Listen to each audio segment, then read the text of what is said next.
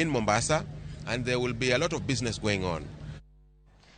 Jogo manoyudo midhiero e masira mar apaya ma Londiani dwe mokalo koro yudo omenda maromo shillings milion 14.5 kaka yor chudo kendo tieko ng'ur mosebedo ni komiti mane ng'iyo chenro mar chulo joma ne oyudo midhiero e masirano ne olal kod omenda.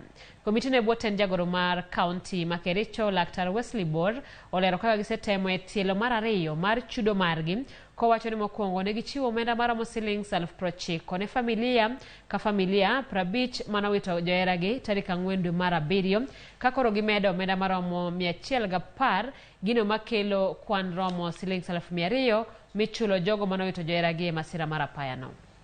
Ekor ka joma notony masira no kamoting'o komitino nokawo okang' mar chulo gi omenda maromo shillings 60,000 ng'ato ka ng'ato kae tielo mar ariyo omedgi 80,000.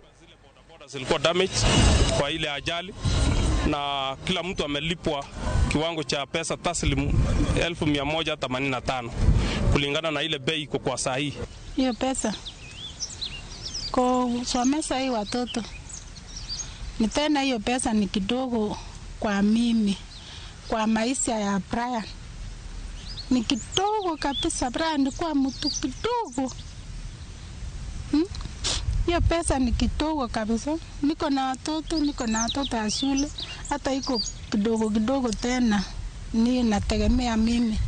We had a total of 53 fatalities and 24 survivors whom we have been able to compensate as follows.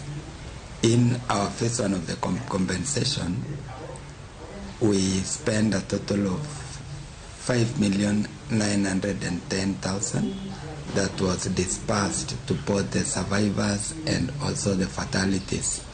In phase 1 they were getting 60,000 and phase 2 they got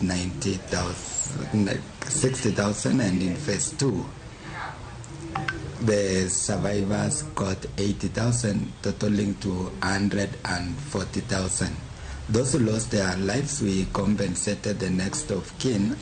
That due diligence was done, and in phase 1 we gave them 90,000, and in phase 2 they got 110.